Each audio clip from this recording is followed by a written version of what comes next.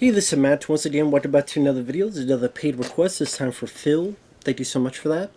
And for those interested in requesting pretty much any type of videos or topics, reactions, commentaries, what have you, video game stuff, anything in between, you just send it either directly to my PayPal, which is usually the best bet, or join my Patreon.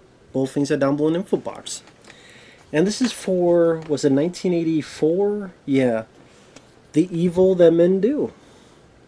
Charles Bronson film, directed by J. Lee Thompson.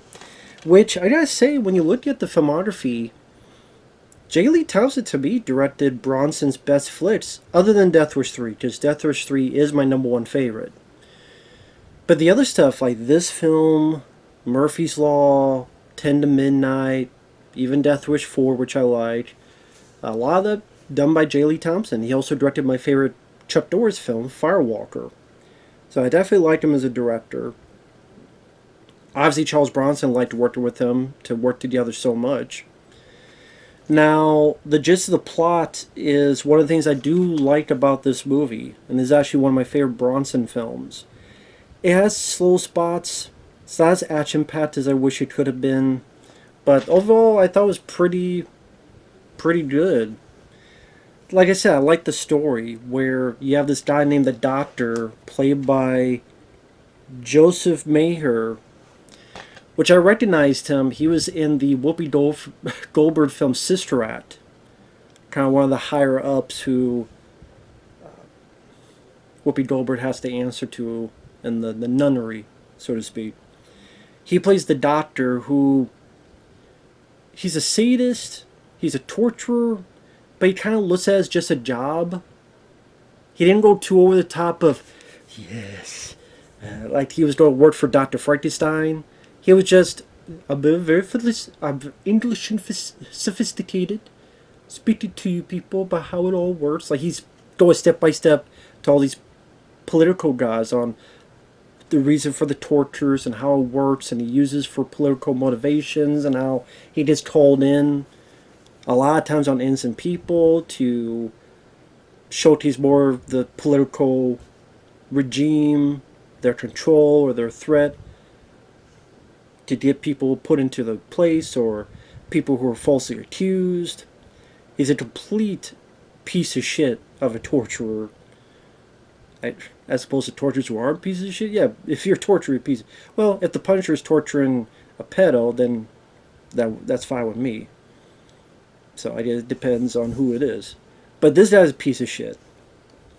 I like that the film, they really made the villain that much of a vile human being that you can't wait to see him just comeuppance. Again, just the way the actor plays the Doctor, where it's not too stereotypical. Like I say, it's just a matter-of-fact job to him. And he is torturing this journalist with electrodes, tortures him to death. And you find out that journalist was a good personal friend of Charles Bronson, who is a retired assassin, living in the Cayman Islands. And a guy, I think it's Jose Ferrer. Yeah, Jose Ferrer comes up to him and says, "Hey, your friend's dead. What are you gonna do about it?" And I was like, okay, well, I don't know. I mean, I'm retired. It's, you know. And then the guy shows him all these tapes. All these tapes where, like, people are talking about their experiences, either themselves or their family members that were tortured. And just the way it's described, just some of the way the torture is described. Pretty horrific stuff. And as this goes on, you hear more of just how vile these torture situations were. You fully buy into, not just because his friend died, but because of this other stuff, why he gets back into action.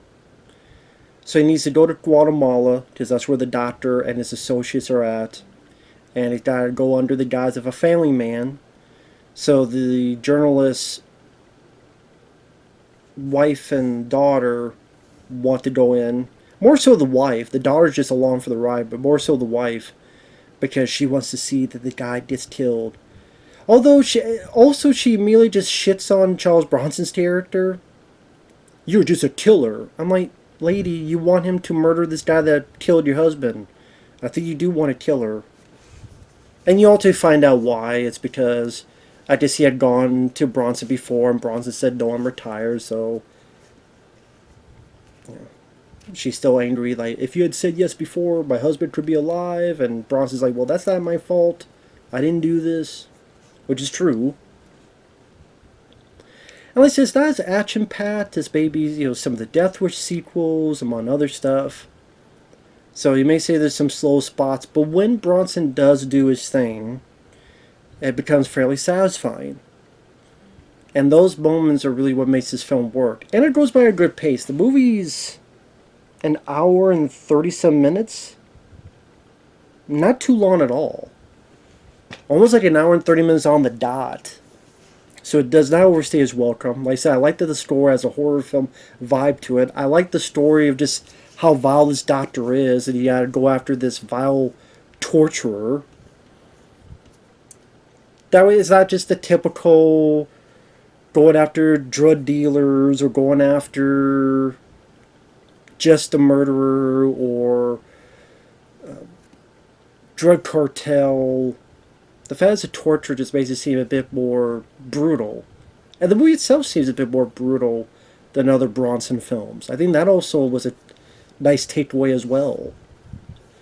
Like, for example, there's a guy fucked with this girl at the bar, and Bronson grabs his crotch, fucking breaks his crotch. Because not only does he squeeze it, but then he takes it and he twists it. That's not a titty twister, okay? That's not, don't play twister on my dick or balls. I know he died from the foot on his neck, but I think what's happened to his crotch would make any man die just from that alone. I mean, you heard the term breaking your balls? No, Bronson really does that. Break your crotch. Your crotch has a death wish, and now it's dead.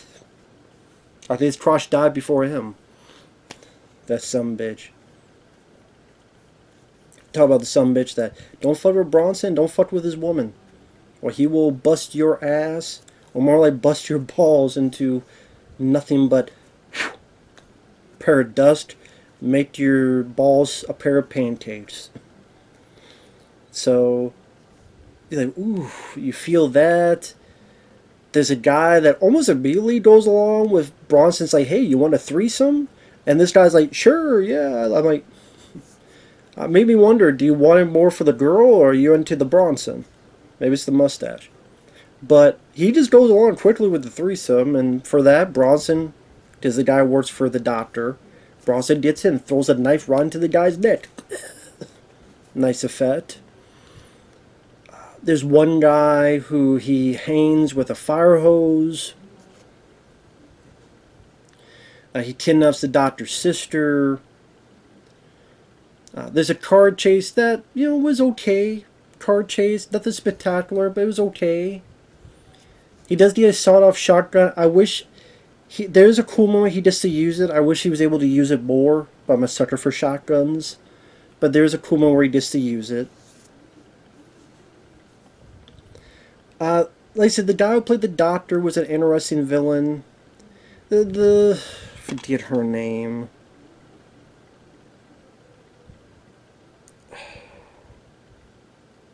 Theresa Saldana, who is the journalist's wife who goes on with Bronson. She was alright. She was alright. I kind of got tired of her back and forth with Bronson where she shits on him and then Bronson's like, leave. And then he's like, no, I'm going to stay. Then she shits on him again. Okay, it's time for you to go, airport. No, I cannot do it. I need to come back. I need to make sure that he's dead. Shit or get off the pot. Like, which is it, lady? She got on my nerves. She got on my fucking nerves. Which is it? You shit on him or you not go shit on him? God damn it. And if it was supposed to lead into the two of them falling in love, I don't know if I really bought into that. I really didn't. So I would say... Like I said, I wish there was more action. I'm not sure about the lovey, whatever was going on between those two. But there's enough Bronson vengeance. It doesn't overstay its welcome in terms of pacing. You get some decent bits of brutality. I like the setup, the story of it, the premise, the goal. Always nice to see John Glover in there. John Glover is an ambassador, a U.S. ambassador of that area in Guatemala. He's working for the Doctor.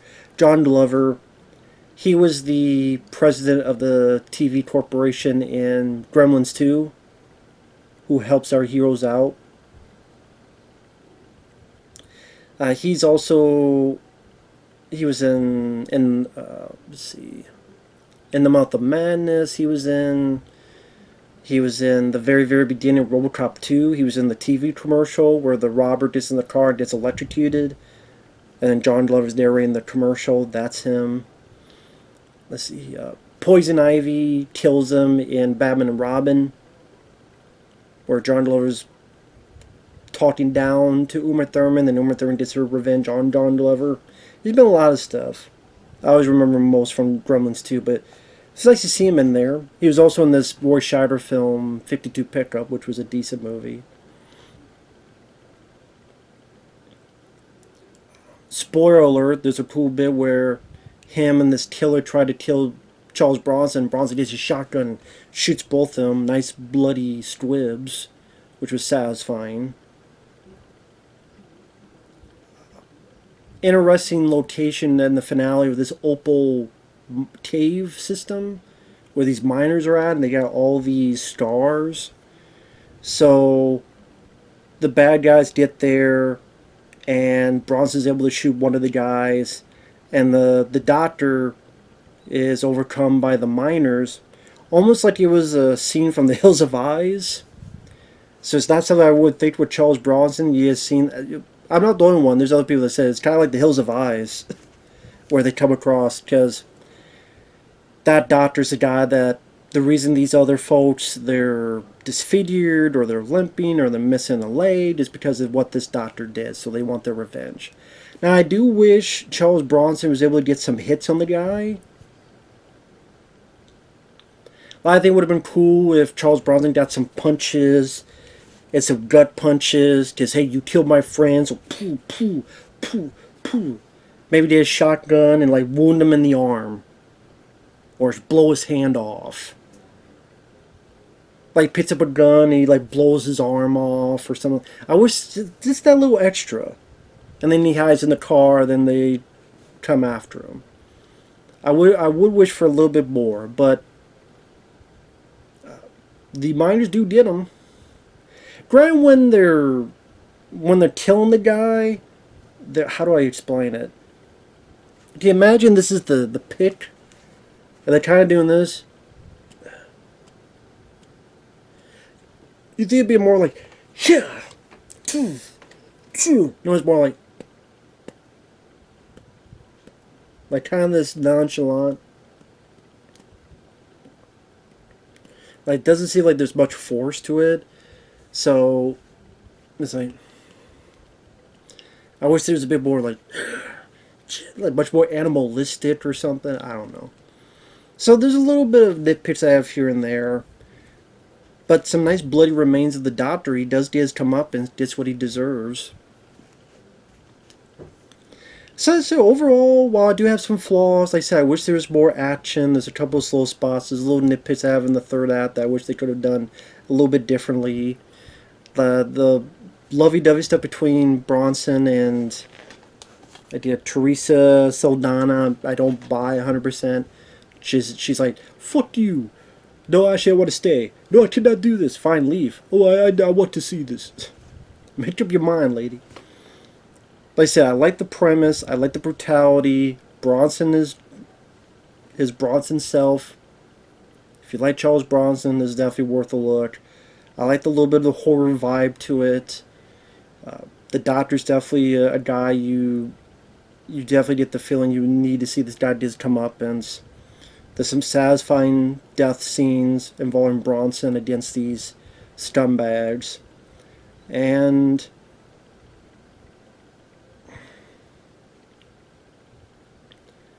overall, if you're a Charles Bronson fan, satisfying movie for the most part. This is a good one. And I remember when I saw this the first time, and I don't know if this has a Blu-ray. I'm thinking it does, because I think Fabio has it on Blu-ray. I could be wrong. If so, I apologize. But this has no features. Yeah, no features at all. So I don't know if it is on Blu-ray, if it has features. In fact, this is like a flipper disc. With, you know, you got one of these with scenes from the movie. But actually, wait a minute. I don't think that's from this movie. Wait a minute. Wait a minute, I think this is from different movies. I don't think this is in the movie. Wait a minute, I just noticed this. I think two of these, like, okay. Like, this is from the movie. This is near the end. This is not in the movie. I don't know who the hell these guys are. This is not in the movie. Unless I blanked out. When him with his tie. And like this bridge. No, that's not Guatemala. It's not the Cayman Islands. I don't know what the hell this scene is. Now that's in the movie. That's near the beginning.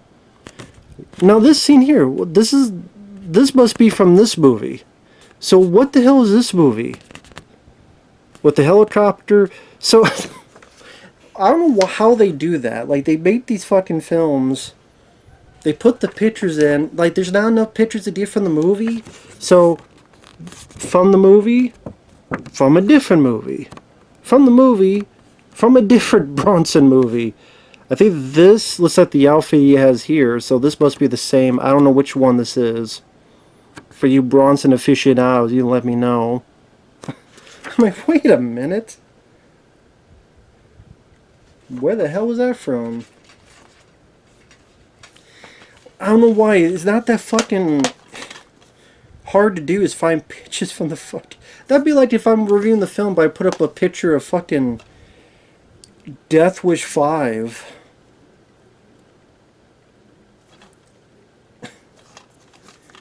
Most criminals answer to law. The world's most savage institution must answer to Bronson. It fits. Maybe Bronson wasn't happy with his status in movies, but the audience wanted more Death Wish. That's, I think, what the audience wanted to see Bronson do. Death Wish type of vigilante, kicking ass, taking names, killing motherfucker type of justice. But at least they was able to switch it up. Like this, I mean, it still feels different enough to not feel like a ripoff of Death Wish. Murphy's Law, with the Buddy Angel, I forget the actress's name, 10 to Midnight, with that little serial killer and his whole thing of getting fully naked and how he does his killings. At least there's enough differences so they don't feel like the same movie over and over again. At least to me it didn't. But you still did your Bronson justice, so to speak. They did the audience what they want. So, with that said, thanks for watching. We'll see you guys later. Bye-bye.